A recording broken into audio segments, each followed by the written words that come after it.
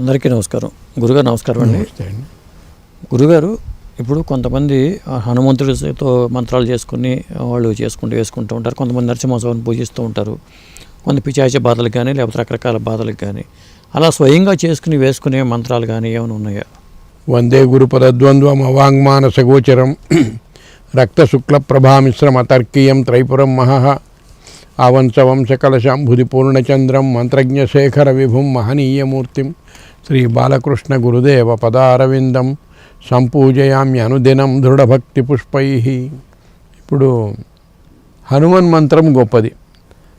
హనుమంతుడికి ఉన్న పంచముఖాలలో పంచముఖ హనుమన్ మంత్రం ఒకటి. 5 ముఖాలకు వేరువేరుగా 5 మంత్రాలు ఉన్నాయి. 5 ముఖాలకు కలిపి పంచముఖ హనుమన్ మంత్రం ఒకటి ఉన్నది. ఏవైనా ఈ మంత్రాలన్నీ అతి ప్రభావమైనవి.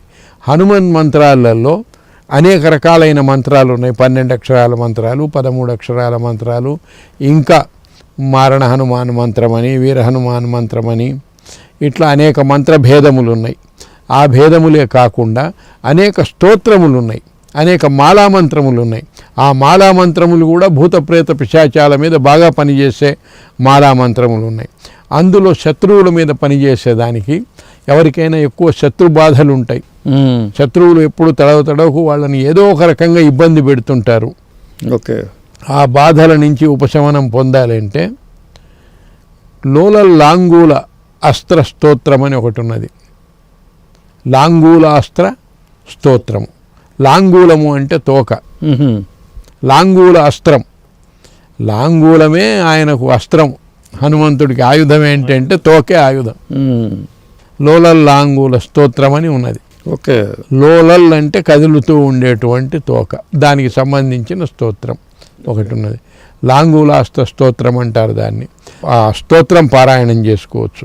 ఆ స్తోత్రంలో లోలల్ లాంగూల పాతేనా మమారాతిని నిపాతయ అని ప్రతి శ్లోకానికి వస్తుంటుంది ఈ వాక్యం.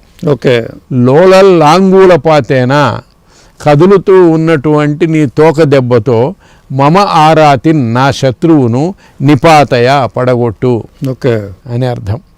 దీనివల్ల శత్రు బాధలు తప్పుతాయి. శత్రువు యొక్క ఉద్ధృతి ఏదైతే ఉన్నదో అది తగ్గిపోతుంది. లోలల్ లాంగూల పాతేనా మమారాతిన్ నిపాతయ ఈ స్తోత్రాన్ని చదువుకుంటూ ఉండవచ్చు. ఇంకొకటి ఏంటంటే 12 గదులు ఉండేట్లుగా గీతలు గీచుకొని ఆ 12 గదుల పైన శూలములు వేసి అందులో హనుమన్ మంత్రము 12 అక్షరాల మంత్రాన్ని వరుసగా కానీ ఇటు నుంచి ఇటు కానీ ఇట్లా తిప్పుతూ కానీ ఇట్లా వరుసగా కానీ వ్రాసి హనుమన్ మంత్రాన్ని జపం చేసుకొని తావీజులో పెట్టి కట్టుకున్న ఒక 10,000 జపం చేసుకొని ఆ మంత్రాన్ని తావీజులో పెట్టి కట్టుకున్నా కూడా భూత ప్రేత బాధలు తగ్గిపోతాయి. అంటే మంత్రము ద్వారానే కాకుండా యంత్రం లాంటి యంత్రము. అదే ఈ యంత్రాన్ని తయారు చేసి ఇతరులకు ఇచ్చినా కూడా సింపుల్గా చెప్తున్నాను. అయితే యంత్రానికి ఇంకా కొన్ని బీజాక్షరాలు రాయవలసినవి అవన్నీ కూడా అవసరం లేదు. ఇంతవరకు చేసినా కూడా చాలు. హనుమ అనే శబ్దములోనే అది ఓంకార స్వరూపం. హాలో ఆ ఉన్నది, నూలో ఊ ఉన్నది, మాలో ఉన్నది, ఆ మా ఊ, ఆ ఊ మా, ఓం, ఓంకార స్వరూపం. అది శివ సంబంధమైన శక్తి. అందువల్ల బుద్ధిర్బలం యశోధైర్యం నిర్భయత్వం అరోగత అజాడ్యం వాక్పటుత్వంచ హనుమాన్ స్మరణాత్ భవేత్. హనుమంతుణ్ణి స్మరించినంతలోనే ఇవన్నీ వస్తాయి. బుద్ధి, బలము, యశస్సు, నిర్భయత్వము, అరోగత, అజాడ్యము, వాక్పటుత్వము, ఇవన్నీ హనుమంతుడి స్మరణ వల్ల కలుగుతాయి.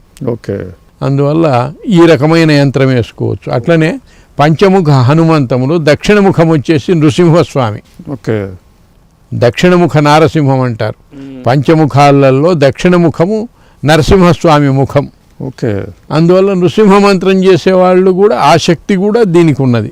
హనుమాన్ మంత్రాలకు నృసింహ మంత్రం చేసేవాళ్ళు కూడా ఆ నృసింహం 32 అక్షరాల మంత్రం, ఆ 32 అక్షరాల మంత్రాన్ని గడులలో వేసుకొని పైన శూలములు వేసి కట్టుకున్నా పోతుంది. లేదు నృసింహ బీజం క్షరౌం అనేది నృసింహ బీజం 16 కోష్టాలు వచ్చేట్టు, అంటే 16 గడుల యంత్రం వేసి 16 గళ్ళు గీచుకొని ఆ గడులలో క్షరౌం అని అన్ని రాసి ఆ గడుల మీద శూలాలు రాసి ఆ శూలాలు రాసేటప్పుడు ఈ అడ్డగీతకు పైన శూలం ఉండాలి. ఈ గీత పైకి తెచ్చి అక్కడ శూలం ఉండాలి. ఆ శూలం ఈ గీతకు తగలకూడదు. అది మంత్రశాస్త్రంలో నియమం. ఓకే. యంత్రం ఉంటుంది కదా, ఆ యంత్రానికి గీతకు పైన ఉండాలి శూలం. ఓకే. ఆ గీతను తగలకూడదు. ఓకే. ఆ యంత్రానికి ఉన్న శక్తి ఏంటండి? ఆ యంత్రం వేస్తే వాడి శరీరం మీద హనుమంతుడు ఉన్నట్టు, నరసింహస్వామి ఉన్నట్టు లెక్క.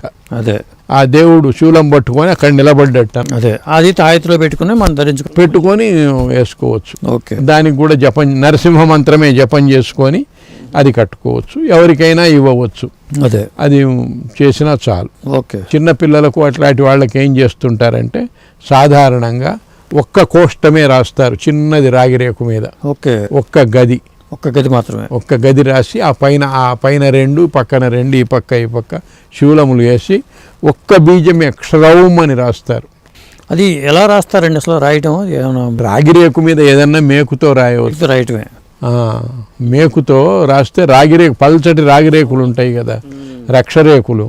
అదే ఆ బజార్లో దొరుకుతాయి అవి. ఆ రక్షరేకు మీద రాసి దానికి జపం చేసి, ఆ జపం చేసిన తర్వాత ఆ తీర్థం దాని మీద పోసి మళ్ళా తుడిచి తావీజులో పెట్టి కడితే చిన్నపిల్లలకు అట్లాంటి వాళ్లకు భూతగ్రహ బాధలు అవి తొలగిపోతాయి. ఒక్క బీజమే క్షరౌం అని. ఓకే. కొంతమంది ఏంటంటే యంత్రాల కోసం ఏదో గురువు గారిని ఆశ్రయిస్తూ ఉంటారు. గురువు గారికి తీరిక ఉండదు, వీళ్ళే స్వయంగా చేసుకుని ధరించవచ్చు కదా. చేసుకొని ధరించవచ్చు, కానీ ఆ మంత్రం ఉపదేశం పొంది ఉండాలి వాళ్ళు. ఓకే. అందరికీ కాదు. అందరూ ఒట్టిగా రాసుకొని వేసుకుంటే ఏం లాభం? ఆ మంత్రం వాళ్ళు చేసేవాళ్ళు అయినప్పుడు ఈ ప్రక్రియ అదే ఇట్లా చేసుకోవచ్చు. ఇతరులను ఆశ్రయించకుండా సులభంగా వాళ్ళే చేసుకోవచ్చు. అయితే ఆ మంత్రం వాళ్ళు ఉపదేశం పొంది ఉండవాలి. హనుమంత్ మంత్రం జపం చేసే వాళ్లకు, అదే నరసింహ మంత్రం జపం చేసే వాళ్లకు ఈ విధానం. ఓకే గురుగారు, నమస్తే అండి. నమస్తే అండి.